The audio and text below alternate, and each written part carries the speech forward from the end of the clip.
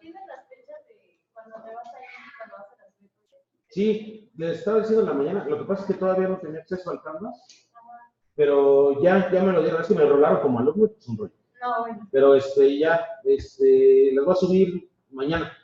Ah, gracias. Sí.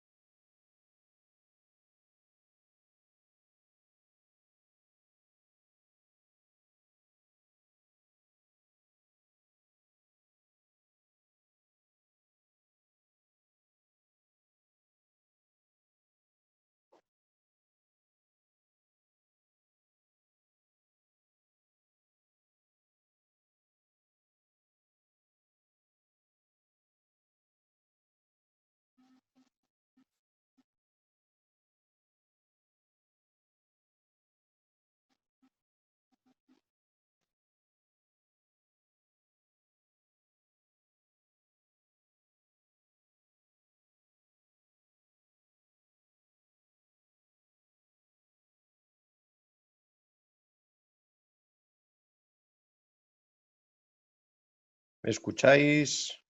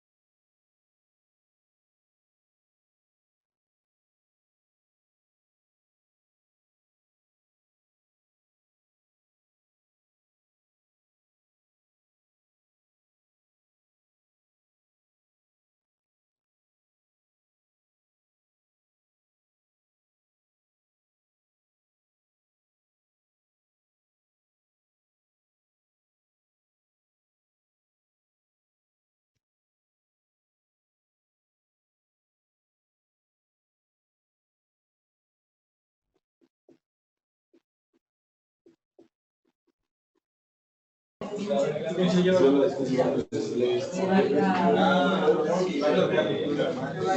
bien, espero que me escuchen todos. Aquí yo estoy seguro que sí me escuchan, los estoy viendo. Si no los veo tantito es porque estoy verificando. ¿Me escuchas bien, Gustavo? Perfectamente.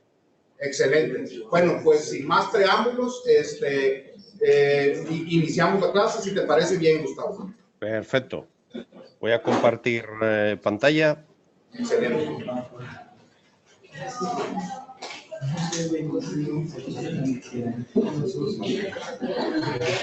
¿Se me ve la pantalla ahora con una diapositiva o todavía no?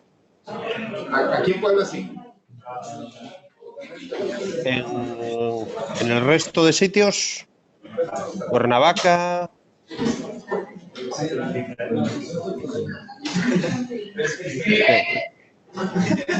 Perfecto. ¿Y por Hidalgo?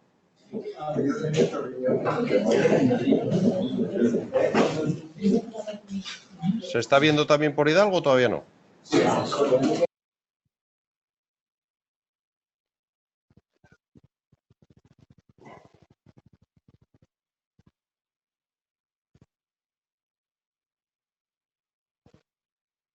Bueno, empezaré entonces la clase. ¿Se me oye perfectamente?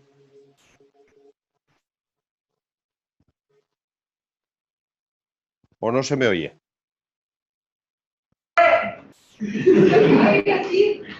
Vale, pues venga, voy entonces a comenzar la clase. Si hubiera algún problema, me abrís el micrófono y me comentáis, o si tuvierais alguna duda.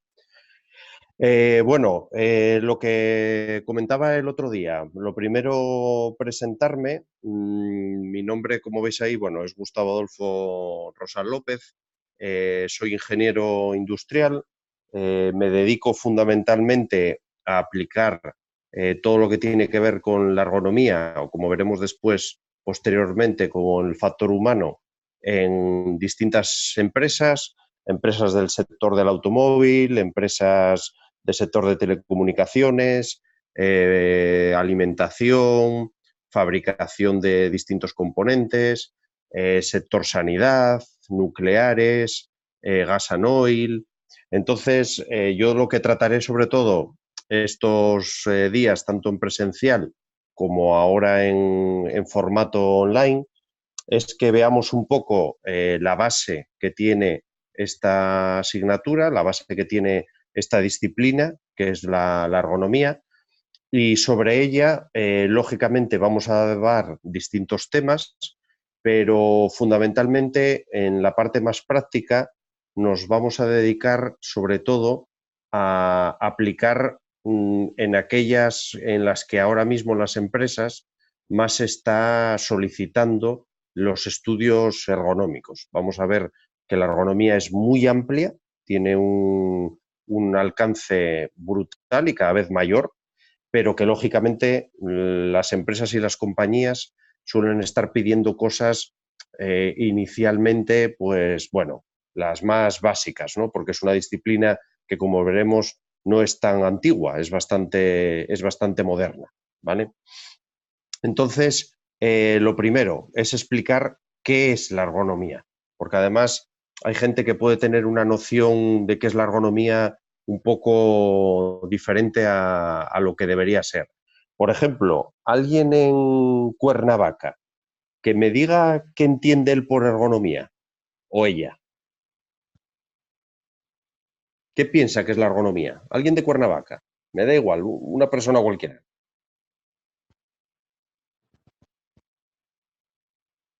¿Nadie se atreve?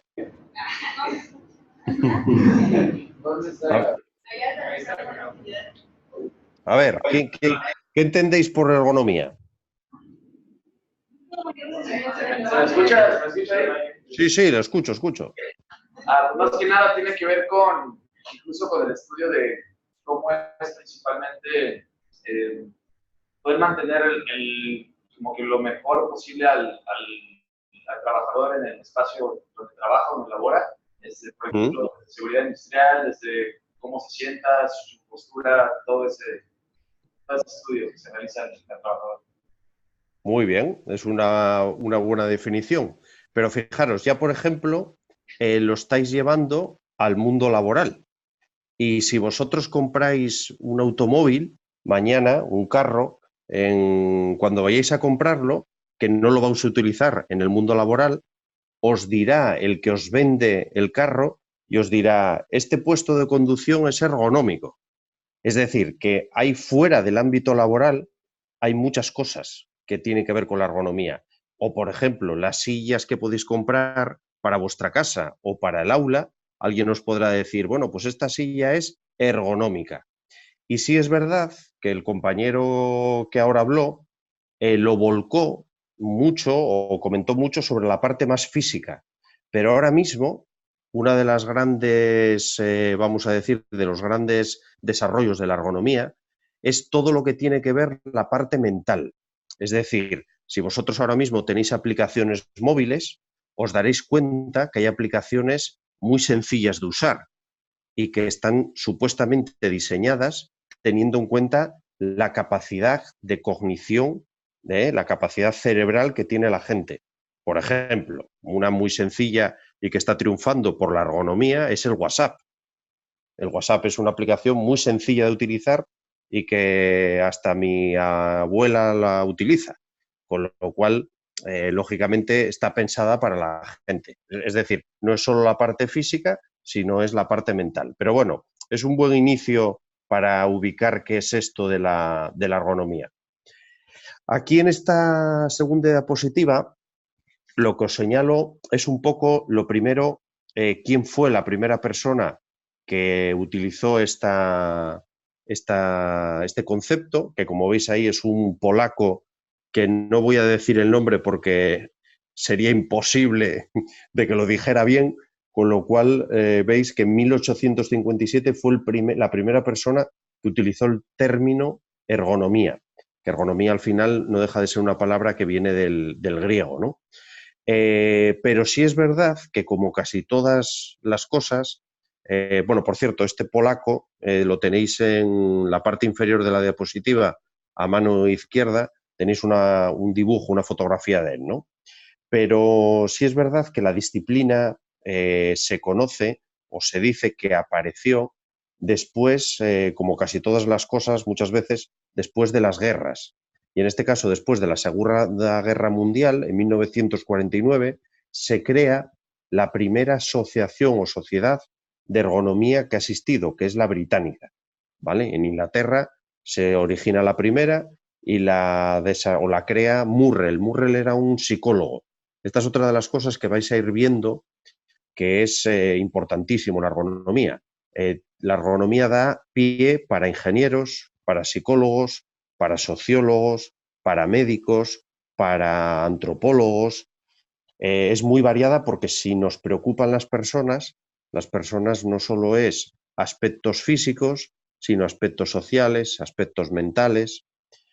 Y después aparece en Estados Unidos, como veis ahí, que en Estados Unidos no se llamó inicialmente ergonomía, sino se llamó Human Factors Engineering. Era la ingeniería del factor humano. Por cierto, veis también en la parte de la izquierda un libro de este norteamericano llamado Chapanis y veis un avión. Y este es el origen real de la ergonomía desde el punto de vista de la práctica. ¿Por qué? Por algo tan sencillo como por lo siguiente. ¿Por qué empezó a interesar la ergonomía a los diseñadores de aviones? Porque en la Segunda Guerra Mundial había que fabricar rápidamente aviones que había que enviar, lógicamente, a la guerra. ¿Y qué es lo que pasaba? Y no estoy contando ninguna broma. Que había aviones que se estrellaban porque los pilotos no tenían tiempo suficiente para poder aprender cómo se manejaban, cómo se utilizaban. Y había gente que se estrellaba con el avión. ¿Qué es lo que se dieron cuenta? Que la mejor manera para intentar que eso no sucediera era diseñar los aviones teniendo en cuenta a las personas, cosa que no se hacía hasta la época. Es decir, que al final en este caso, por eso dice ahí que se desarrolla sobre todo por la Segunda Guerra Mundial, porque se vio un beneficio de aplicar la ergonomía, de intentar diseñar teniendo en cuenta las capacidades, como decía vuestro compañero, las capacidades, posturas, tiempos de reacción que tenían las personas. Y que sepáis que a nivel internacional existe una asociación internacional de ergonomía que fue creada 10 años después de la primera, que era la británica, y que tiene las siglas pues IEA, y tenéis el logo, un logo, bueno, no muy moderno, porque la verdad es que ahora con los logos que hay en las marcas comerciales este no parece muy moderno, pero es la asociación internacional que tenemos, ¿vale? La Asociación Internacional de Ergonomía. Esta es un poco la historia, por lo menos para que conozcáis la base de la ergonomía. Y aquí tenéis una serie de definiciones. Definiciones que además están colocadas en orden cronológico. Si antes decíamos, recordar que en 1949 fue la primera asociación de ergonomía, que en 1959 se creó la internacional, las definiciones empezaron un poco después, ¿no? La primera, que es del creador de la Asociación Británica de Ergonomía, Murrell, en 1965 dice: la ergonomía es el estudio del ser humano en su ambiente laboral. Es decir, lo que estábamos comentando antes, analiza a la persona y ¿en dónde? En el ambiente laboral. Porque al principio sí que es verdad que sobre todo preocupaba en los puestos de trabajo, ¿vale? ¿Qué pasa? Que años después empieza a cambiar un poco la connotación de la definición. Si os fijáis aquí dice, es el estudio, Singleton, es el estudio de la interacción del hombre y las condiciones ambientales. Sobre todo lo que les preocupaba era la parte más ambiental. ¿La parte más ambiental qué es? La parte que veremos hoy además, si nos da tiempo, pues es la parte de el ruido, el mayor o menor calor, frío, velocidad del aire y estudio de la interacción del hombre con esas condiciones. Un año después, un ergónomo francés, Montmolin, lo define como es una tecnología de las comunicaciones dentro de los sistemas hombres-máquinas. ¿Qué es lo que pasa? Que en estos años 70 empiezan a aparecer, sobre todo en países como Francia, en países que están un poco más avanzados, las máquinas y las automatizaciones. ¿Y qué era lo que se dieron cuenta? Que las personas tenían dificultades para trabajar con esas máquinas. Ejemplo, mi abuelo, por ejemplo, estaba trabajando en una fábrica de sacos, de piensos para animales. Y cuando le pusieron el primer ordenador, mi abuelo le decía a mi abuela que no quería ir a trabajar. ¿Por qué? Porque el problema que tenía mi abuelo era enfrentarse al ordenador todos los días. Esto que a nosotros nos parece, o sobre todo a vosotros, os parece una cosa de decir, madre mía, pero ¿cómo no trabajar con un ordenador? Pues es que alguien tuvo que ser el primero que trabajó con un ordenador y para él fue un impacto. Estoy seguro que vosotros, que os reís mucho a lo mejor de gente más mayor por el poco uso que sabe hacer de tecnología, no os preocupéis que otros vendrán después que se reirán de vosotros, ¿vale? No sé si me explico, pero yo creo que al final esto es un proceso de humano en el que las tecnologías cada vez se van complicando más. Entonces, lo que preocupaba sobre todo era este aspecto, el aspecto de la tecnología. Y por último, en 1973, de estas primeras definiciones que hubo de ergonomía, esta que a mí me gusta mucho personalmente, ¿por qué? Porque integra ya el equipo multidisciplinar. Es decir, para Cazamian, que era también francés, esto de la ergonomía es el estudio multidisciplinar del trabajo humano que pretende descubrir sus leyes para formular mejor sus reglas. Es decir, es el primero que dice, esto de la ergonomía no es una cosa solo de ingenieros, no es una cosa solo de psicólogos, es una cosa de ingenieros, de psicólogos, de médicos, de sociólogos, como decía antes, que tenemos que tener todo el concepto de lo que es una persona en su visión más global para entenderlo y así poder mejor diseñar los puestos de trabajo o las reglas que van a regular el mundo laboral o fuera del mundo laboral, ¿vale? En Puebla, ¿dudas? ¿Hay alguna duda sobre esto que estoy contando? No. ¿Está claro? ¿Queda claro? Muy bien. Perfecto. Pues vamos a por la siguiente. Estamos teniendo distintas definiciones que eran de las épocas iniciales de lo que era la ergonomía. Aquí os pongo lo que es la definición actual, que está en la parte superior. ¿Por qué digo que es la definición actual? Porque es la definición que la la Asociación Internacional de Ergonomía, definió hacia el 2000 aproximadamente, y que dice, la ergonomía o factores humanos, ya veis lo que os contaba antes, de que en los países sobre todo anglosajones y sobre todo en Estados Unidos, la ergonomía se conocía como la ingeniería del factor humano. Por eso, por ejemplo, mi departamento en la empresa no se llama ergonomía. Mi departamento en la empresa, por ejemplo, se llama Human Factors Innovation. O sea, que para que veáis que el concepto de factores humanos hay mucha gente que lo entiende como pura ergonomía, ¿no? Es la disciplina científica, porque es verdad que hay cientificidad detrás de esta disciplina, que está relacionada con el conocimiento de las interacciones entre los seres humanos y otros elementos de un sistema, ¿vale?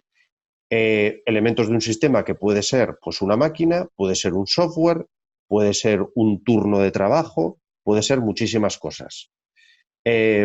Por cierto, esta es la primera ya, el alcance de la ergonomía es muy grande, pero ya tiene la primera limitación. Yo recuerdo que hace unos años me pidieron el primer estudio que tuve que decir que no podía hacer porque era ergónomo y eso no lo hacía.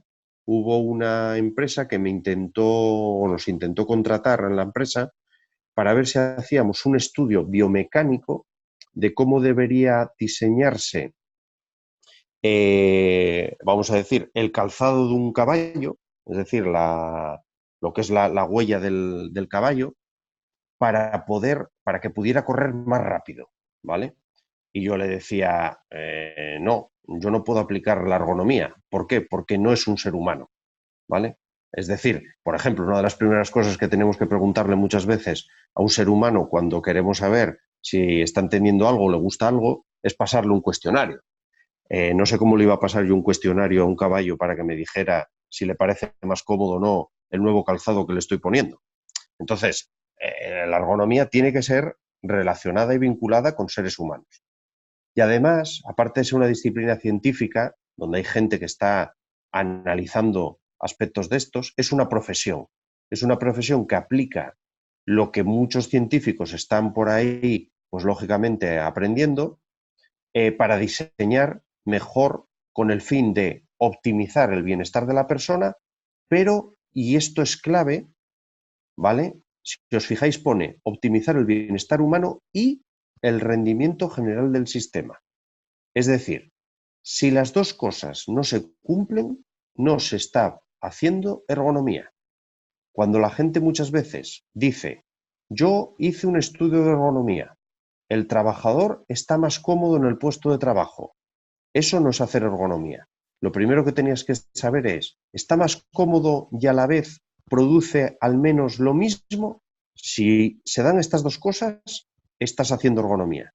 Si no estás haciendo estas dos cosas, estás haciendo bienestar humano o estás haciendo rendimiento general del sistema, pero no las dos a la vez, ¿vale? Eso sí que os tiene que quedar claro. Veremos después un ejemplo que yo creo que se va a ver bien, pero tienen que ser las dos cosas a la vez, ¿vale? Y esta que tenéis debajo, la definición que tenéis debajo, es de un colega ergónomo de aquí de España, que es mucho más amplia, pero que yo creo que también está bien que la tengáis, por lo menos ahí, aunque la que es válida y con esa ya es suficiente sería la de arriba, pero es un poco parecida, pero va más allá, ¿no? Es una disciplina científico-técnica de diseño, porque la ergonomía tiene muchísima vinculación con el diseño, lo vamos a ver, que trata de las comunicaciones recíprocas entre el hombre y su entorno sociotécnico, para lo cual elabora métodos de estudios sobre personas en interacción con artefactos, ambientes y organización del trabajo. ¿Veis? Aquí están aspectos que ya no solo es un producto, sino cómo organizamos las tareas, ¿no? Busca el análisis, el desarrollo y la optimización de las diversas configuraciones de actividad humana, teniendo por objetivos proporcionar ese ajuste que es recíproco, que es constante y que es sistémico entre el hombre y su entorno, físico, tecnológico y social, ¿vale? Diseñar la situación de trabajo de manera que resulte adecuado a las capacidades y necesidades, veis ahí, psicofisiológicas del ser humano, así como elevar los índices globales de productividad y salud. Lo que os decía, tiene que ir las dos cosas a la vez, tanto lo cuantitativo como lo cualitativo, ¿vale? Hay una definición que se da mucho en ergonomía, que la podéis oír, que es: la ergonomía es adaptar el puesto de trabajo o el sistema o el producto al trabajador, a la persona. Sí, pero no. Esa adaptación también tiene que ser un poco bidireccional, porque si no, hay cosas que ahora mismo no tendrían sentido, y lo veremos durante, sobre todo las clases presenciales, del concepto de lo que es la ergonomía, ¿vale? Entonces, gente de Hidalgo, ¿estáis despiertos, conectados? ¿La gente de Hidalgo? Bueno, si yo, a cualquiera de vosotros, si yo estoy diciendo esto o entiendo que la ergonomía es esto, ¿creéis que cuando se haga un estudio ergonómico sería necesario hacer un análisis económico? ¿Sí o no? Sí. Efectivamente. Es decir, si yo lo que digo es que rediseñando el puesto hago que una persona haga menos movimientos, yo también tengo que saber si con esos menos movimientos, por ejemplo, en la fábrica que hace piezas para coches, se hacen más piezas, ¿vale? Esa es un poco la idea, pero que cuidado, que en la práctica muchas veces ni los propios ergónomos, y eso es uno de los defectos que yo creo que tenemos muchas veces como profesión, no lo estamos demostrando. No estamos demostrando la productividad que conlleva la ergonomía.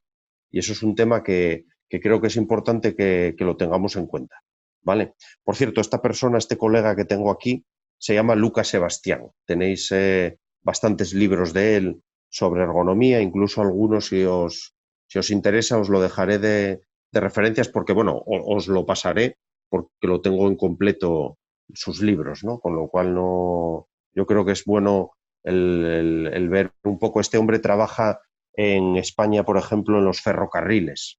Yo no sé si os acordáis hace unos años de un accidente de tren que hubo en España, que murieron 80 y pico personas en la zona de Galicia porque un tren descarriló porque iba a muchísima velocidad. Y este es uno de los que, por ejemplo, está trabajando en el análisis de ese accidente, porque se está demostrando que no había diseño ergonómico en el puesto de trabajo. El conductor del tren se pensó que era el único culpable del accidente, y ahora se está demostrando, incluso están imputados desde el punto de vista del juzgado, jefes de la propia empresa, en este caso de Renfe, por el tema este del accidente, ¿no? Seguro que a alguno le sonará de verlo en el periódico, de haber visto incluso el vídeo del accidente, que es brutal, ¿no? De cómo se va el tren en una curva. Entonces, pues bueno, yo creo que está bien tener siempre en cuenta al principio qué es la ergonomía y cuál es su alcance, para saber hasta dónde, lógicamente, nos conlleva el hacer un estudio ergonómico, ¿no? Que vamos a hablar bastante de ellos. Bueno, habrá gente que diga, ¿y la ergonomía en México cómo está? Pues la ergonomía en México está bien. Tenéis una sociedad de ergonomistas de México, ¿vale? Que es la SEMAC, que sobre todo nació de la mano de todas las manufacturas que tenéis en el norte de vuestro país, es decir, las cercanas, lógicamente, a Estados Unidos, sobre todo las automovilísticas, aunque también del ramo textil, pero sobre todo del automóvil. Tenéis ahí la página web donde podéis ver toda la información de cómo está el tema de la ergonomía en México. Y, por cierto, vuestra sociedad pertenece a la Asociación Internacional de Ergonomía, con lo cual cualquier cosa que se haga a nivel internacional, vuestra sociedad, lógicamente, está perteneciendo y está activamente, vamos a decir, trabajando en la internacional, ¿vale? Aquí, como veis, tenéis un poco la definición que dais desde México de la ergonomía, y como veis es muy parecido a lo que estuvimos hablando. ¿vale? La interacción entre el ser humano, esto está sacado directamente de la página web, ¿vale? Pero para que veáis que es más o menos lo mismo que estaba comentando antes. Interacción entre el ser humano y elementos del sistema, por un lado esa disciplina científica y por otro lado una profesión que lo que hace es aplicar esas teorías, esos principios para intentar optimizar el bienestar humano y, como veis, es una I, no es una O, y la ejecución del sistema global. Aquí es lo que os comentaba del término de ergonomía que deriva de estas dos palabras, de ergos y de nomos, es decir, es el estudio del trabajo, en realidad, y que al final, y esto también es muy importante porque hay mucha gente que lo desconoce, que esta ciencia lo que intenta también es mejorar no solo la eficiencia, no solo la productividad, no solo el bienestar, sino también la seguridad. Por eso este colega que os contaba yo antes, ante un accidente laboral, un accidente en este caso de tren, está interviniendo como ergónomo, porque cuando algo está adaptado a una persona, ese algo es más seguro. Es decir, cuando un puesto de trabajo está adaptado a las condiciones de la gente, habitualmente la gente se equivoca menos y por lo tanto el puesto de trabajo es más seguro, ¿vale? Entonces, pues bueno, el planteamiento lógicamente es que se adapte a las personas y no al contrario, aunque ya os digo que ahora empieza a haber una redefinición un poco de esto porque empezamos a tener como personas capacidades que antes no teníamos y por lo tanto podemos también hacer un equilibrio entre lo que nos exige el puesto de trabajo y lo que nosotros le podemos dar. Por cierto, una de las cosas que se está empezando también a pensar es en redefinir un poco la definición, porque normalmente lo que se suele decir, lo veis en la diapositiva esta, en la parte de arriba, se habla de intentar conocer un poco las capacidades psicofisiológicas del ser humano y demás. Están empezando también a pensarse en integrar la palabra expectativas, es decir, que la ergonomía no dejaría de ser nada más que una disciplina también que satisfaciera las expectativas que cualquier usuario puede llegar a tener de cualquier sistema, ¿vale? Entonces, bueno, estamos cada vez haciendo más complicada el concepto de ergonomía desde el punto de vista de poder aplicarlo y poder demostrar que al final estás haciendo ergonomía, ¿vale?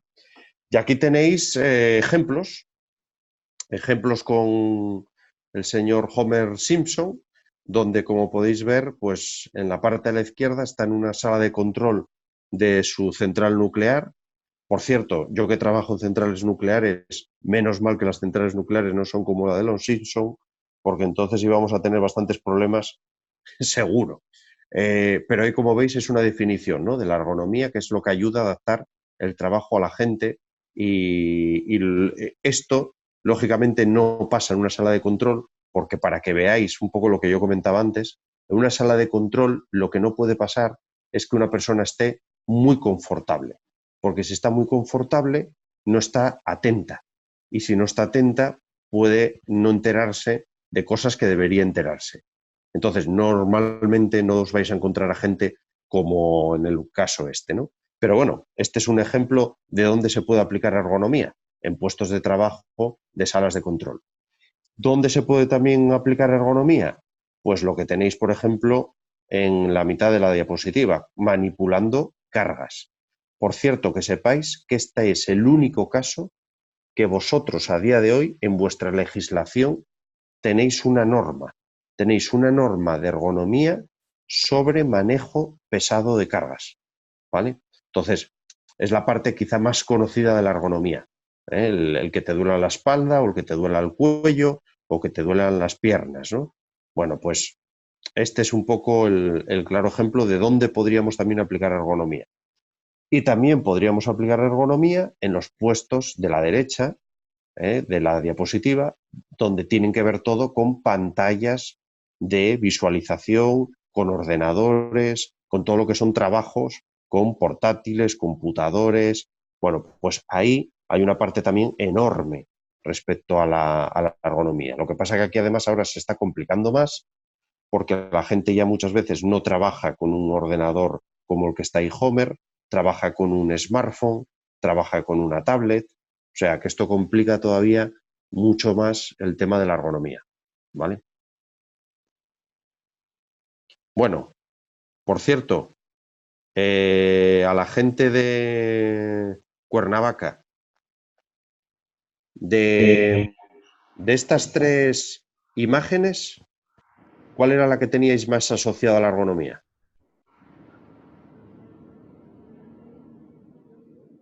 ¿La primera, la segunda o la tercera? La tercera. Si yo fuera a vuestra casa, ¿dónde tenéis, cuando vais a trabajar con el computador, cuando vais a trabajar con el ordenador, la silla, si os pregunto cómo es la silla, cómo es la mesa, cómo tenéis la pantalla, ¿creéis que cumplís con temas de ergonomía o no? Algunos seguro que trabaja desde la cama, ¿no? ¿Sí o no? Bueno, pues todas estas cosas es otro de los grandes problemas que tiene la ergonomía. ¿Por qué? Porque tú a lo mejor hoy no te duele el cuello o te duele reducidamente. ¿Por qué? Porque eres joven. Pero cuando empiezas a un día trabajar mal, otro día trabajar mal, otro día trabajar mal, lo que empiezan a aparecer son trastornos musculoesqueléticos que suelen ser muy importantes cuando uno ya tiene pues, sus 40 años, sus 50. Y este es uno de los grandes problemas que tiene la ergonomía, que muchas veces los efectos no son a corto plazo, son a medio o largo plazo. Y eso la gente no lo ve. Es decir, lógicamente, un accidente de trabajo es algo que se ve, lógicamente, porque la causa es inmediata. Aquí no. Y eso hace que muchas veces no se le dé tanta importancia como el tema de la seguridad, ¿vale? Pero cuidado, porque ahora mismo en los puestos de trabajo las grandes problemáticas están asociadas a esto. Dolores de espalda, que lo veremos, temas de túneles carpianos en la muñeca, epicondilitis o codo de tenista, que habréis oído hablar de él. Bueno, pues estos son todo patologías vinculadas con diseños de puestos de trabajo inadecuados y con falta de ergonomía, ¿vale? Bueno, esta es otra diapositiva que recalca un poco lo que estábamos comentando antes de que la ergonomía o los factores humanos es una disciplina multidisciplinar. Es decir, que al final, como veis ahí, trabaja con aspectos que tienen que ver con psicología, sociología, antropología, que tienen que ver con aspectos de antropometría, lo veremos, las medidas del cuerpo humano, que tiene que ver con todo lo que son movimientos, tiempos, biomecánica, que tiene que ver con toda la que es de la iluminación, con la teoría de la información, es decir, que hay muchas cosas, ¿vale? Muchas disciplinas que están sirviendo a la ergonomía para poder desarrollarse. Y esto cada vez es más importante, ¿vale? Yo, por ejemplo, tengo compañeros que ahora están dedicándose mucho a la ergonomía de los robots. ¿Por qué? Porque existe un concepto que es robot colaborativo, que es un robot que colabora con una persona para sacar una tarea. Bueno, pues hay que mirar a ver cómo se relacionarse esa persona con el robot. Con lo cual, cada vez hay más disciplinas que están vinculadas, lógicamente, con la ergonomía, ¿vale? Bueno, hasta aquí. En Cuernavaca, ¿dudas? ¿Preguntas? ¿Todo claro? Vale. ¿En Puebla, alguna pregunta? No. ¿Y en Hidalgo? ¿Alguna duda? Perfecto. Pues vamos entonces a ver ahora qué temáticas toca la ergonomía. Primera, estas son las tres grandes temáticas: la ergonomía física, la ergonomía cognitiva y la ergonomía organizacional.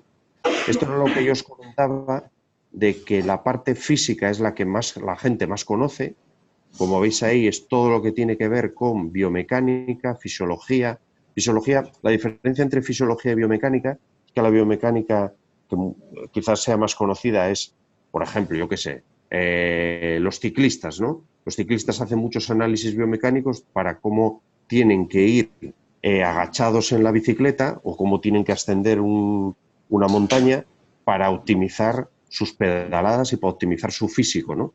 Eso respecto a la fisiología tiene que ver más con el consumo energético, con el consumo de oxígeno, son aspectos un poco complementarios, pero que muchas veces en el ámbito más deportivo sí es muy conocido, pero en el ámbito laboral quizá menos, ¿no? Entonces es todo lo que tiene que ver con manejo de cargas, movimientos repetitivos, todo lo que tiene que ver con trastornos musculoesqueléticos y vinculado con, pues eso, puestos de trabajo, el coche que os comentaba antes, el automóvil. Eso es la ergonomía física y esa es la que definió vuestro compañero al principio, el compañero de Cuernavaca, que es la que más bien la gente conoce. Pero existe una ergonomía cognitiva, que era la que os decía, que cada vez es más potente. ¿Por qué? Porque cada vez se está sustituyendo más los puestos de trabajo de exigencias físicas a puestos de trabajo de exigencias mentales. Ejemplo, vosotros ahora mismo podéis ver puestos de trabajo donde antes había que manipular muchas cargas, muchas cajas, por ejemplo. Y ahora hay gente que en vez de estar manipulando, está observando a un robot que lo hace.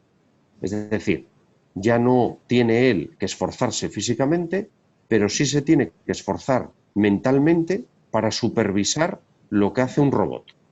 Entonces, aquí estamos hablando de todo lo que tiene que ver con la percepción, con la memoria, con el razonamiento, todo lo que tiene que ver con la carga mental, la toma de decisiones, la interacción entre la persona y la máquina, cómo me relaciono con ella, todo lo que tiene que ver con la fiabilidad humana, ¿vale? El que los humanos no se equivoquen. Entonces, todo esto es lo que se llama la ergonomía cognitiva, que ya os digo que cada vez tiene más peso, ¿vale? Por ejemplo, ¿vosotros creéis que un piloto de un avión tiene muchísima más carga cognitiva que no física? ¿Por qué? Porque tiene que estar viendo cómo va viajando en el avión y, hombre, tiene un asiento que está muy bien, se puede levantar, se puede estar sentado, pero tiene que estar continuadamente, aunque tenga pilotos automáticos, aunque tiene que saber qué es lo que está pasando a nivel mental para saber si va bien el vuelo o no va bien, ¿vale? Y después hay una ergonomía organizacional, que si yo decía que la cognitiva cada vez tiene más peso, la organizacional le pasa lo mismo. Es todo lo que tiene que ver con cómo comunico, es lo que, como dice ahí, es los sistemas sociotécnicos. Cómo hago el trabajo en equipo, cómo diseño los tiempos de trabajo, cómo diseño las organizaciones que son virtuales. Por ejemplo, lo que estamos aquí haciendo ahora mismo es una clase que se está dando virtualmente. Eso tendría que ver con la ergonomía organizacional, ¿vale? El teletrabajo, cada vez hay más gente que trabaja desde casa o que trabaja parte desde casa. Todo lo que tiene que ver con, por ejemplo, con trabajar a turnos. No sé si, por ejemplo, hay alguno de vosotros que tenga al padre o a la madre trabajando a turnos en un hospital, en una central, gente que solo trabaja de noche, gente que... ¿Vosotros creéis que la vida está hecha para dormir de día? Pues es muy complicado. Entonces eso las empresas tienen que saberlo para ver cómo organizan los turnos de trabajo, los cambios en los turnos. Eso es todo lo que tiene que ver con la ergonomía organizacional. Lógicamente, todos los puestos de trabajo tienen dominio físico, dominio cognitivo y dominio organizacional. Pero sí es verdad que en unos puestos de trabajo prima más unos que otros, ¿vale? Por ejemplo, alguien en Puebla, voy a hacer una pregunta. Una persona que trabaja en la construcción, un albañil que está haciendo obra en un nuevo edificio, ¿qué será más importante para él? ¿La ergonomía física, la cognitiva o la organizacional? La física. ¿vale? La organizacional también puede ser importante, pero seguro que mucho más la física. Alguien, por ejemplo, que lo que está haciendo es delante de un ordenador y está gestionando, es administrativo y gestiona todo lo que tiene que ver con contabilidad de una empresa, física, cognitiva, organizacional. La cognitiva. La cognitiva y la física también, porque sí que es verdad que estará mucho tiempo sentado, habrá que ver cómo es la silla, cómo es el puesto, pero fundamentalmente también cognitiva, ¿vale? O sea que esto es para que veáis, en función de los puestos de trabajo, que aparentemente tiene más importancia, ¿vale? Bueno, ¿alguna duda? ¿Alguna cuestión? Perfecto. Pues seguimos. A ver, alguien de Cuernavaca que me diga,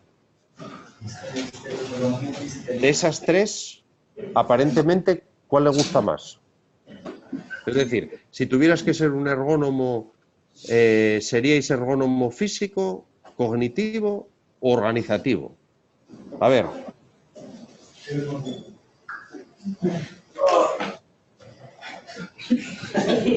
A ver. ¿Cuál os gusta más? El físico. Eso ya os digo que tenéis que... Normalmente, os cuento, normalmente a los ingenieros les gusta mucho el físico o les gusta un poco menos el organizativo. Y el cognitivo quizás es el que menos les gusta. A ver, menos les gusta, ¿por qué? Porque es más de psicólogos, a lo mejor, más quizá de sociólogos, pero yo os puedo asegurar que en cuanto lo veamos un poco más en detalle, os van a gustar los tres, ya veréis, seguro. ¿Vale? Por ejemplo, voy a hacer una pregunta más concreta. Jorge, al profesor de Puebla, ¿cuál le gusta más? ¿A mí? ¿Sí? Pues mira, a lo largo de mi trayectoria yo empecé primero con lo organizacional, ¿sí? Pensando que trabajar en manuales, procesos, ¿sí? Ayudarle a la empresa a organizarse más era lo mejor. Pero ahorita te tendría que decir entre lo cognitivo y lo físico, ¿verdad? Porque es lo que los ambientes virtuales están tratando de emular. Muy bien, pues para que veáis, incluso efectivamente con el cambio también de maneras de diseñar los puestos de trabajo, también va cambiando el peso, ¿vale? Mirad, voy a poneros un ejemplo. Yo tengo un colega que está en Estados Unidos y está rediseñando el puesto de trabajo de la gente que está bombardeando con drones Irak y, bueno, donde toque, ¿no? Pero fundamentalmente ahora mismo están trabajando en el tema de Irak. Y diréis, pero eso, ¿para qué se necesita un ergónomo? ¿Sabéis cuál es el problema que tiene ahora la gente que está trabajando con drones bombardeando? Que no tiene la sensación de que está haciendo algo, vamos a decir, brutal. ¿Por qué? Porque piensa que es un videojuego. Es decir, es como si vosotros estuvierais en el salón de vuestra casa y estuvierais con un videojuego, pero ese videojuego lo que es un dron que está matando gente en distintos sitios. Entonces hay que diseñar la sala para que ellos psicológicamente estén dándose cuenta que esto no es un juego y que tienen que saber cuándo parar y que tienen que saber que antes de tomar la decisión de bombardear tienen que mirar cosas, ¿vale? O sea, para que veáis el caso extremo, ¿no? Pero hasta qué punto es importante el adaptar, porque si no, el factor humano se desmadra. No sé si la palabra desmadra se entiende, pero bueno, que es incontrolable. ¿Vale? O sea que... Bueno, otra cosa. Esto lo estábamos un poco adelantando aquí, ¿vale? Pero ¿esto en qué consiste? Consiste en que la ergonomía decía que tiene que ser confort, tiene que ser satisfacción, que es lo que tenéis a la derecha en la parte inferior, es decir, es diseño, pero es parte, lógicamente, de satisfacción del usuario, es la parte de salud y de seguridad, Lo que os comentaba antes, lógicamente, de que tiene que estar más vinculado con la prevención y que tiene que estar más vinculado con que las personas estén más sanas, pero lo que os decía también antes, tiene que tener o que ver con la organización y con el rendimiento y la eficacia de la tarea a la que está asociada ese diseño de puesto de trabajo, ¿vale? Entonces, esta triada también la tenemos que tener siempre muy en consideración, porque hay veces que diseñas cosas incluso que son buenas para la gente desde el punto de vista de la salud, son buenas para la organización porque se produce más, pero la percepción del individuo es que no está confortable. Y si la percepción del individuo no está confortable, hay un problema, porque el usuario no está satisfecho, ¿vale? O sea que, cuidado, porque muchas veces esta parte que es muy subjetiva, porque es muy subjetiva, también hay que intentar medirla, ¿vale? O sea que eso es una cosa que también a los ingenieros muchas veces nos cuesta el trabajar con percepciones, pero es lo que es. Hay que jugar con ello. Y aquí tenéis un ejemplo. Yo creo que este ejemplo se va a entender relativamente bien. Una persona de Cuernavaca, el que quiera, que eso sí, que me diga cómo se llama. ¿Quién vaya a hablar conmigo?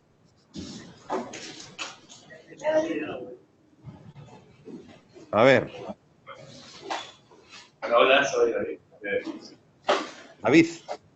Bueno, David, oye, mira, una cosa. Yo no sé cómo se dice en México, cómo se llama en México. Esa es una tarea muy típica de construcción, ¿vale?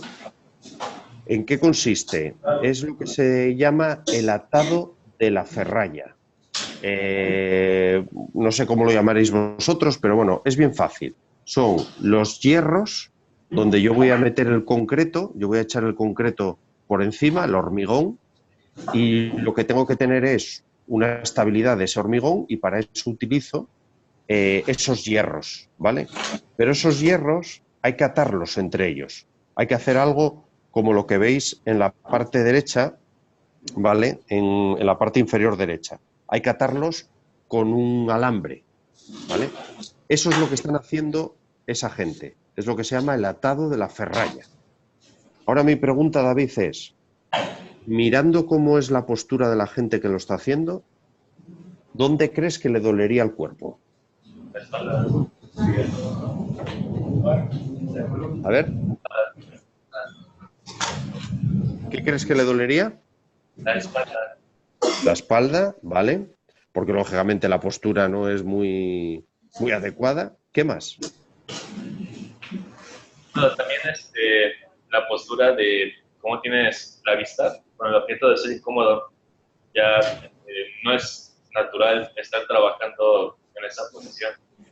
Vale, puede ser también, pero hay otra todavía que llama más la atención, que es, tú date cuenta que hay que ir andando por esos hierros y hay que ir haciendo atado. Es decir, tú tienes que ir cogiendo el alambre, dándole vueltas, ¿vale? Tienes que ir dándole vueltas como si estuvieras abriendo, como un sacacorchos, ¿no? A lo mejor, girando la mano, y eso al final, ¿dónde crees que tendría problemas? Las manos. En las manos, en la muñeca, ¿vale? En la muñeca tendría muchos problemas. Bueno, fundamentalmente aquí son dos las problemáticas. La problemática de la espalda y la problemática de las muñecas. También se tiene cierto problema en los pies, porque el andar por ahí, bueno, no es andar por el suelo. Bueno, pues si te fijas, a la parte de la derecha hay una máquina, ¿vale? Que pone Max, no sé si se ve bien. Esa máquina lo que hace es lo siguiente. Es como una pistola, ¿vale? Y esa pistola tiene un gatillo que está en rojo, lo veréis en rojo, y si yo aprieto ahí, esa máquina tiene un alambre, tiene el alambre de atar.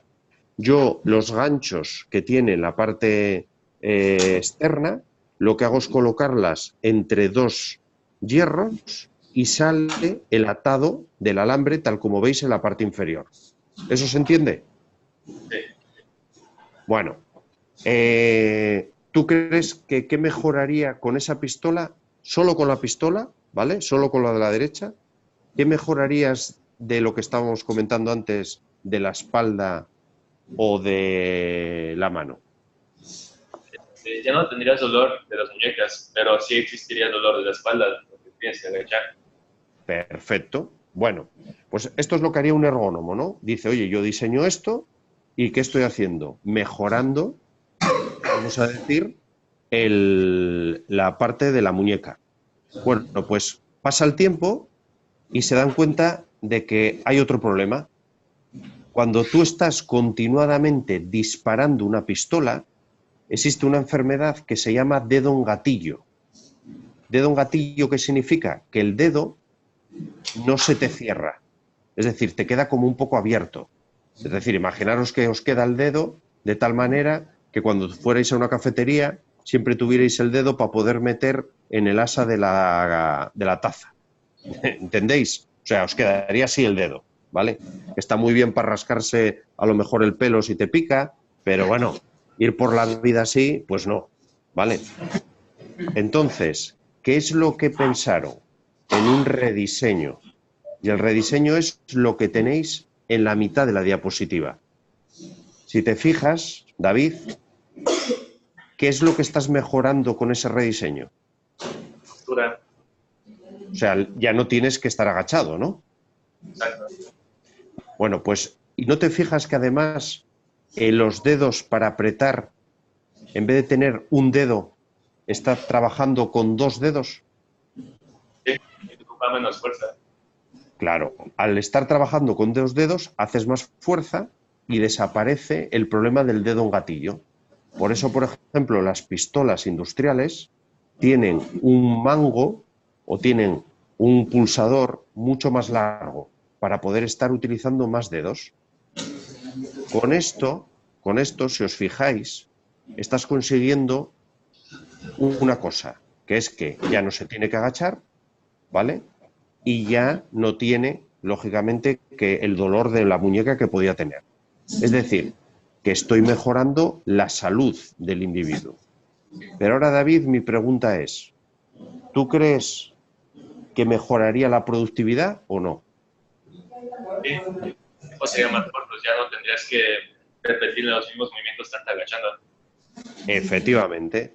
Esto está demostrado que se va más o menos aproximadamente unas 20 veces más rápido. ¿Por qué? Porque no tienes que estar agachándote, ¿vale? Y lo que tienes es que posicionar la máquina en el sitio que quieres hacer el nudo, pero en cuanto le pegas, el nudo lo hace ¡fium!, directo. Con lo cual, vas más rápido porque no tienes que agacharte y porque cada vez que hagas el nudo, o sea, o que lo enlaces, es mucho más rápido. Estas son las dos patas que yo os decía de la ergonomía, productividad y salud. Pero tienes una tercera.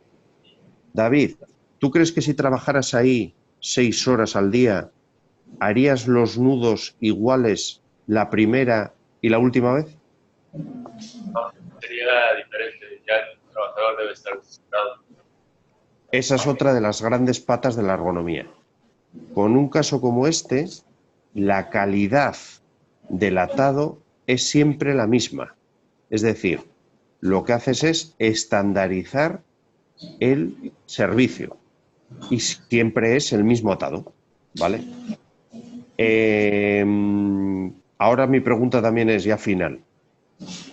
¿Qué me tendrías que preguntar para saber si al final, vale, yo te estoy diciendo que voy más rápido, yo te estoy diciendo que tengo pocos dolores porque mejoré, estoy estandarizando el proceso, pero ¿qué me tendrías que preguntar para saber de verdad si esto es productivamente adecuado?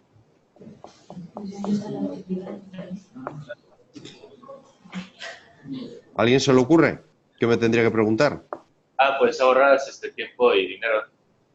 Sí, pero lo que tendríamos que saber es ¿y cuánto cuesta esto? Es decir, al final, yo a lo mejor en un puesto de trabajo, esta máquina no la amortizo. O sea, esto puede estar muy bonito, pero a lo mejor esta máquina cuesta muchísimo y al final, pues no le saco rendimiento. Por eso, por ejemplo, esta máquina está demostrado que es muy eficaz en obra civil. en carreteras, en viaductos, puentes, pero por ejemplo, para obra de casas, de edificios, no le sacas tanto rendimiento porque las parrillas, que es como se llama a donde están esos hierros, son mucho más pequeñas y entonces no le sacas tanto rendimiento, ¿vale? Aquí lo caro, por cierto, de esta máquina es como las impresoras, no es la máquina, es el alambre. El alambre es un alambre especial y es como una impresora, lo más caro es la tinta, no es la propia impresora, ¿vale? Entonces, esto es para que veáis un ejemplo. Muchas gracias, David, por cierto. Esto es para que veáis un ejemplo de qué es ergonomía, un caso muy concreto, ¿eh? Pero es un caso de más productividad, más salud y a la vez, lógicamente, más calidad, ¿vale? Muy bien. Pues nada, ya para rematar y para acabar este primer bloque, veis aquí lo que estaba comentando antes, ¿no? La ergonomía al final, ¿qué es? Mejorar la relación rendimiento-bienestar. Es decir, menos medios, hacer las cosas más deprisa, con menos errores, de manera más segura, más sano y con menos fatiga, ¿vale? Por lo tanto, estamos hablando de mezclar rendimiento con bienestar. Rendimiento, productividad, calidad, flexibilidad, seguridad y bienestar, salud, placer, satisfacción, seguridad. Esta es un poco la idea, tener siempre los dos conceptos a la vez, ¿vale? Ya por último, comentaros que estábamos antes hablando, además también con Jorge, de que estaban cambiando los puestos de trabajo. ¿Y qué es lo que está pasando? Que está apareciendo una nueva ergonomía. Es decir, como están cambiando los puestos de trabajo, la ergonomía también está cambiando. Por ejemplo, un tema que ahora está muy de moda, de estos que veis aquí, es decir, esto es aspectos o temáticas donde la ergonomía es muy importante, es, por ejemplo, lo que decíamos antes, los trastornos musculoesqueléticos, que lo veis ahí. Por ejemplo, en un país como España o en casi toda Europa, una de las grandes problemáticas que hay ahora, ¿qué es? El envejecimiento. La población cada vez está más envejecida. Ahora mismo el país más envejecido del mundo con diferencia es Japón. Pero en el 2050, por ejemplo, se dice que le va a superar España, por ejemplo. Vosotros no sois una sociedad muy envejecida, pero os daréis cuenta que cada vez la gente tiene muchas veces menos hijos. Y eso lo que está haciendo también es que se envejeza la población, ¿no? Y esto es un problema, bueno, un aspecto que la ergonomía le está preocupando, porque cuando tú eres más viejo, tienes menos capacidad cognitiva, tienes menos capacidad física, y eso hay que diseñarlo de una manera adecuada, ¿no? Ya veis, por ejemplo, vuestros padres muchas veces, la letra que le tienen que poner al celular o al smartphone es mucho mayor que la vuestra, porque lógicamente ven peor, ¿vale? Entornos virtuales, que estábamos hablando antes, por ejemplo, con Jorge, todo lo que tiene que ver con el transporte, cada vez hay más ergonomía de transporte, bien sea de carretera, bien sea de aviones, bien sea de trenes, todo lo que tiene que ver, por ejemplo, con el diseño afectivo, todo lo que tiene que ver con la parte emocional, es decir, cada vez se tiene más en cuenta aspectos emocionales en cualquier diseño y que están vinculados con la ergonomía. Ejemplo de ello ahora mismo es todo lo que es un iPhone, por ejemplo. Un iPhone no es un diseño pensado solo para la parte cognitiva de un usuario, es también para la parte emocional, ¿vale? Seguro que muchos de vosotros, o unos cuantos, tenéis un iPhone y estaréis orgullosísimos de tener un iPhone, ¿no? Pues hay una unión que va más allá de la venta de un producto, ¿vale? Y eso hay gente que lo está ahora, lógicamente, trabajando mucho. O simulaciones, todo lo que es, que veremos algo en el curso, de realidad aumentada, realidad virtual, realidad mixta, ¿vale? O sea que, bueno, esto es un poco...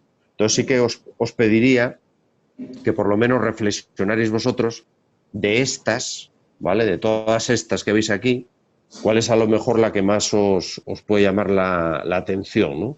Porque ahora ya os digo que de esto cada vez vais a ver más, ¿vale? Tanto en en el mundo que contábamos antes, eso de los robots, como con el mundo tanto de las realidades virtuales, de las realidades aumentadas.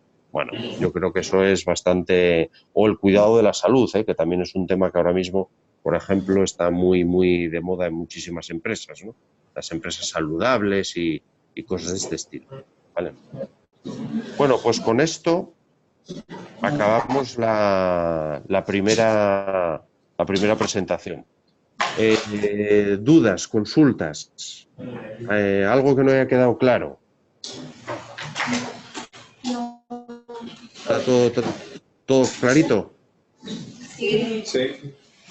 Bueno, pues vamos entonces a ir entrando, vamos a decir, en aspectos ya más concretos, ¿vale? Y los primeros aspectos concretos, o el primer aspecto concreto que queremos tocar, es todo lo que tiene que ver con las condiciones del entorno de trabajo, ¿vale? Que es un poco lo primero, además, que se dedicó la gente cuando se empezó con esto de la ergonomía hacia los años que veíamos antes de 50, los años 60.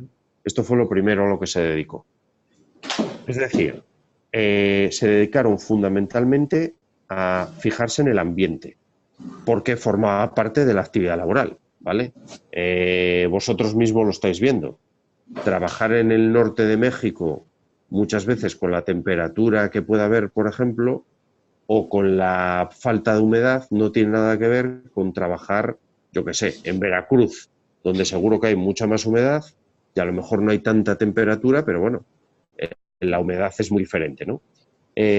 Aquí recordar una cosa también, que es muy importante en el tema de la ergonomía y el ambiente.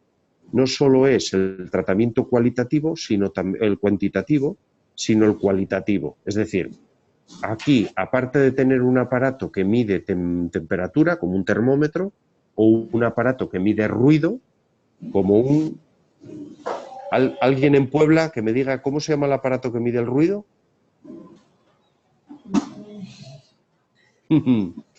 ¿Cómo se llama? Sonómetro. ¿Vale? El que mide el ruido es el sonómetro. Pues aparte de tener un aparato que mide el ruido, también tenemos que preguntarle a la gente, por eso tiene que haber un tratamiento cualitativo, ¿vale? Vais a ver dentro de la asignatura que también os hablarán de higiene industrial. Bueno, la diferencia entre la higiene industrial y la ergonomía es que tratan muchas veces lo mismo, pero a distintos niveles. Es decir, el ruido puede ser tan brutal que haga que tú te quedes sordo. Eso sería higiene industrial. Pero si ese ruido lo que me provoca es que yo me equivoque o que tenga un error o que no me pueda concentrar, pero no voy a tener una sordera, eso sería la ergonomía, ¿vale? Es decir, cuanto más intensidad de ruido, cuanto más intensidad de calor o más intensidad de frío, estamos más cercanos a la higiene. Cuanto menos, estamos más cercanos a la ergonomía, ¿vale? Hablaremos del ruido como un estresor y como un factor de riesgo de seguridad. Hablaremos de la iluminación, ¿vale? Que es también muy importante ahora mismo en muchos puestos de trabajo. Y hablaremos, lógicamente, de todo lo que te estaba comentando al principio, de ambiente térmico, ¿no? Humedades, velocidades de viento, temperaturas, que pueden también, lógicamente, generar disconfort, ¿vale? O sea, que la palabra clave aquí es ergonomía y ambiente. Lo que nos puede dar es, ambiente físico, es disconfort, ¿vale? Entonces, vamos a empezar con el primero. Y el primero es el ruido. El ruido que nos genera molestias. Pero las molestias vienen determinadas por 4 características del ruido. La primera, y muy importante, es la complejidad de la tarea que estés haciendo. Esta pregunta, esto yo creo que lo vais a ver bien. A ver, alguien en Hidalgo. Si yo le pregunto, ¿estudias, por ejemplo, con música todas las asignaturas o hay asignaturas que no estudias con música?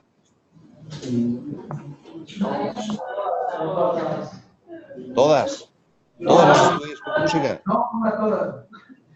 Bueno, pues este es un claro ejemplo. dependiendo de la actividad que hagas o de lo complejo que sea una tarea, muchas veces el ruido te molesta y otras veces no te molesta, ¿vale? Puse el ejemplo de la música. Bueno, y alguien me podría decir, yo estudio con música, pero depende de lo que tenga que estudiar, con un tipo de música o con otro.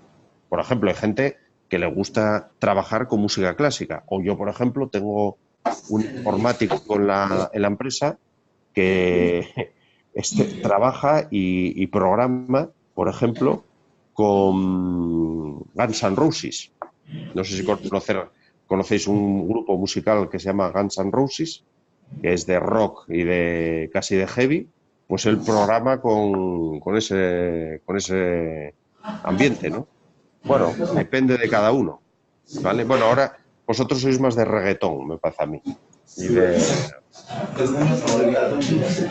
Pero bueno, entonces depende la actividad, pues lo compleja que sea la tarea, molesta más o molesta menos. Aparte de eso, hay otra variable que es la característica del individuo, es decir, la actitud que se tenga frente al ruido. Hay gente que le molesta mucho más un ruido y a otros que le molesta mucho menos. Sobre todo cuando vas haciéndote mayor, muchas veces te va teniendo una actitud más contraria hacia el ruido, ¿no?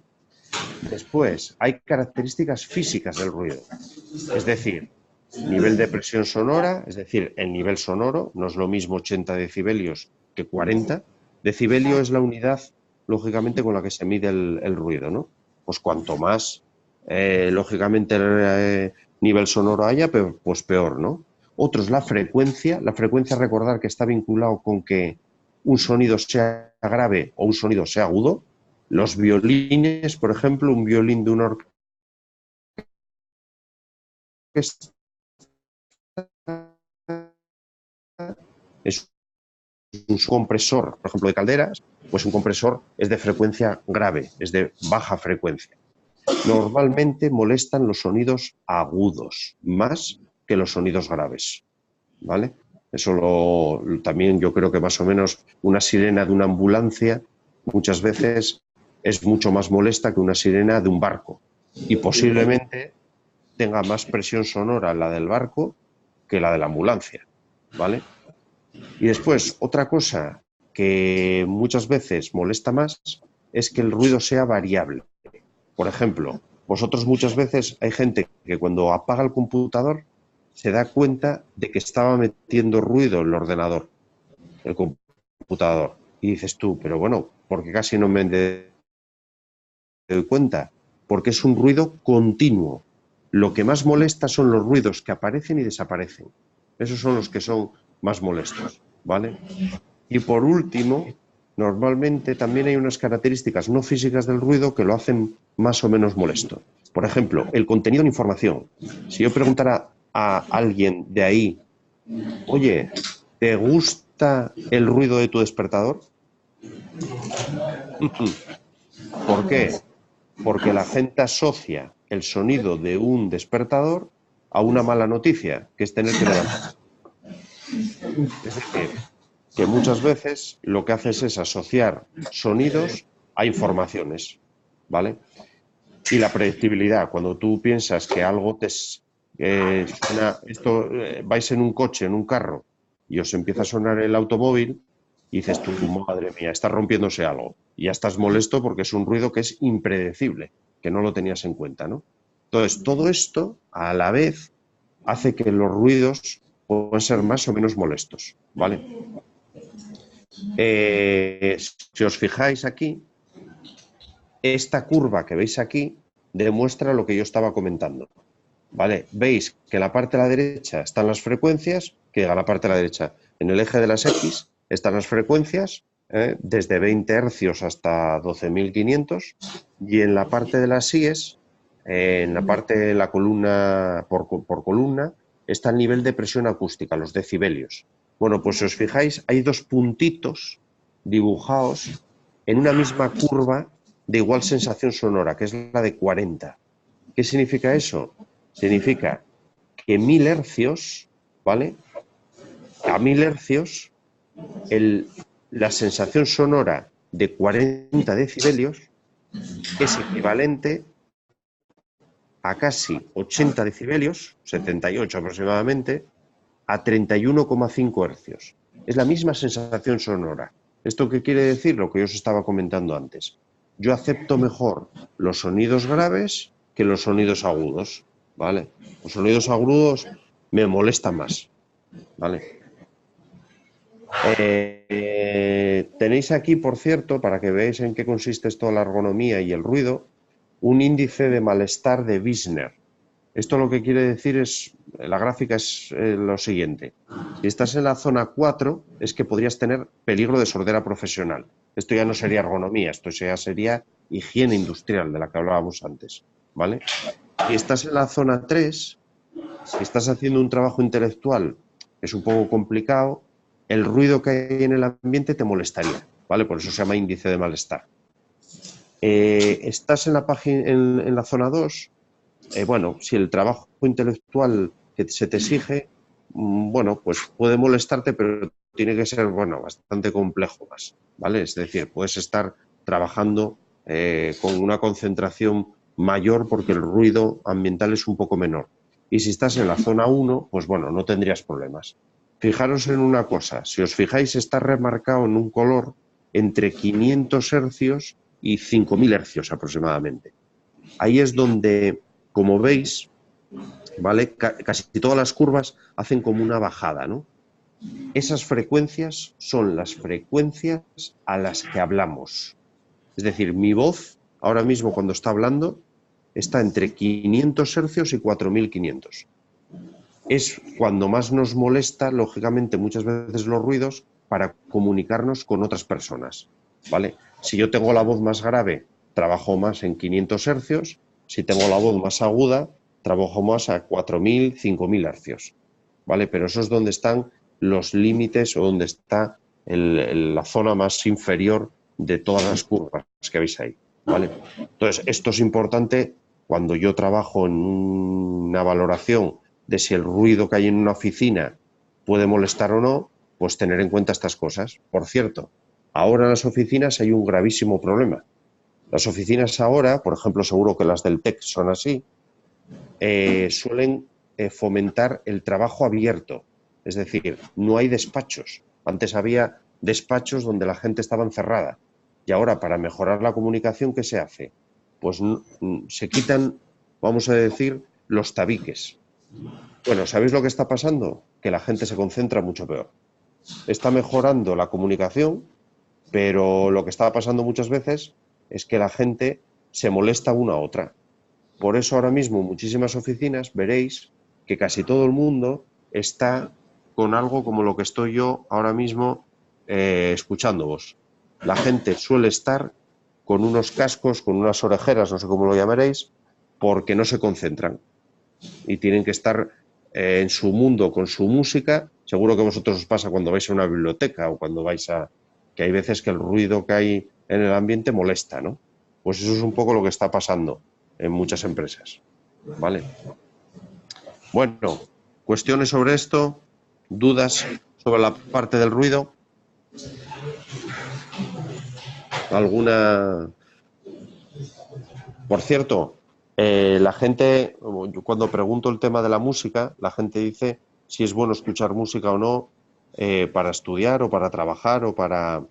A ver, lo que decía, hay un plano subjetivo brutal, ¿vale? Pero también es verdad que hay una máxima. No debes escuchar música que te guste. Lo siento decirlo, pero lo mejor que os puede pasar si escucháis música es que escuchéis música neutra. Es decir, que sea una música que no... porque si no te despista. Por eso, por ejemplo, en muchas empresas se está trabajando con músicas de hilo musical, de esto un poco... ¿Chill out? ¿Os suena la expresión chill out? Así un poco, o como diríamos aquí en España, tipo Ibiza. Ibiza, pues, de ese estilo, ¿vale? Es decir, es un poco... No, el escuchar rancheras y cosas por el estilo no es de lo más adecuado. ¿No? O sea que... Y bueno, para ir ya rematando el día de hoy, por lo menos comenzar a explicaros un poco esto de la ergonomía y la iluminación. Pasamos del ruido, vamos a la iluminación. Todo lo que tiene que ver con el entorno visual depende fundamentalmente de tres cosas. Depende del operador, es decir, depende de la persona, porque no todos tenemos la misma capacidad visual.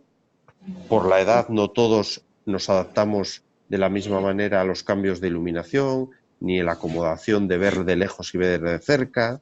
O sea que el operador es clave, ¿vale? No es lo mismo tener una persona de 50 años que tener una persona de 20. Es muy importante la tarea, porque hay tareas que son de gran exigencia visual y otros que no son tanta. Imaginaros, por ejemplo, yo qué sé, mira, es cliente nuestro, por ejemplo, Loef. Loef es una marca que no sé si os sonará, pero se dedica a hacer bolsos, ¿vale? De bolsos, estoy hablando de 2.000 euros, 3.000 euros el bolso. Bueno, pues tienen que revisar todos los bolsos y tienen que hacerlo en unas condiciones de iluminación brutales, porque si no hay, porque la tarea es ver defectos y esos defectos no pueden llegar a la persona que va a comprar ese bolso, ¿vale? Entonces, son tareas muy, muy especiales. Y después, lógicamente, lo que es ya el concepto de la iluminación en sí.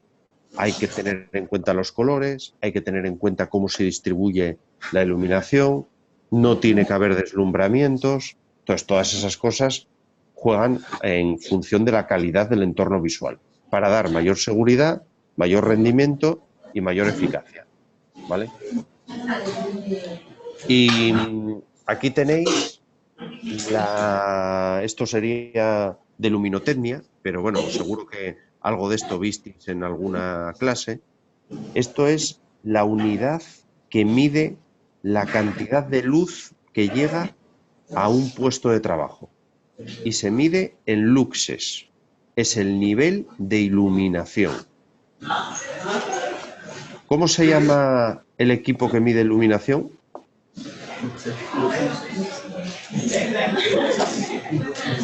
Si el del ruido era sonómetro, el de las luz, el de luz, ¿cómo es? Luxómetro, efectivamente, como hay algunos. ¿Qué es lo que mide el luxómetro? Luxes, ¿vale? Entonces, esto es muy importante, ya lo veréis, a la hora de saber si un puesto de trabajo hay iluminación adecuada o no. Y es saber cuántos luxes están llegando, ¿vale? Pero en ergonomía, y con esto voy acabando hoy, en ergonomía, aparte del nivel de iluminación, es muy importante el brillo o luminancia. ¿Qué significa brillo o luminancia? No es la luz que llega al puesto de trabajo, es la luz que te llega a los ojos, porque va en función del reflejo que esa superficie me está dando. Es decir, como veis ahí, es lo que está llegando al ojo humano y se mide en candelas metro cuadrado. Esto habitualmente no se suele medir de manera directa, ¿vale? Hay un aparato que se llama luminancímetro que mide esto. Es como un luxómetro, pero para medir candelas metro cuadrado.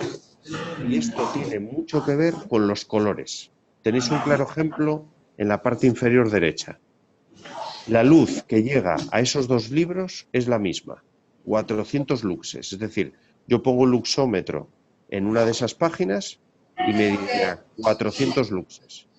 Pero yo ahora pongo el luminancímetro al lado del ojo del operario y en el caso de la hoja en blanco serían 100 candelas metro cuadrado. Y en el caso de la hoja gris o gris oscura, solo llegarían 5 candelas metro cuadrado. ¿Por qué? Porque en la hoja blanco hay mucho reflejo, el 80% aproximadamente, y en la hoja gris oscura solo habría un 4%. Entonces llega menos candelas metro cuadrado en el caso del gris respecto al caso del blanco. Y eso es por lo que es tan importante los colores o por lo que es tan importante el no jugar con brillos. ¿Vale? Si yo tengo una mesa, por ejemplo, que veo mesas muy bonitas, pero son de cristal, en un puesto de trabajo, eso no es lo más recomendable. Porque eso lo que está haciendo es que refleje y te llegue al ojo de una manera brillante. ¿Vale? Eso es como cuando estáis viendo una pantalla que está una ventana reflejando, pues no es lo más adecuado. Entonces, no solo hay que tener en cuenta los luxes, sino las candelas metro cuadrado que están llegando. ¿Vale? Bueno, pues por hoy, preguntas que tengáis, consideraciones, alguna cuestión.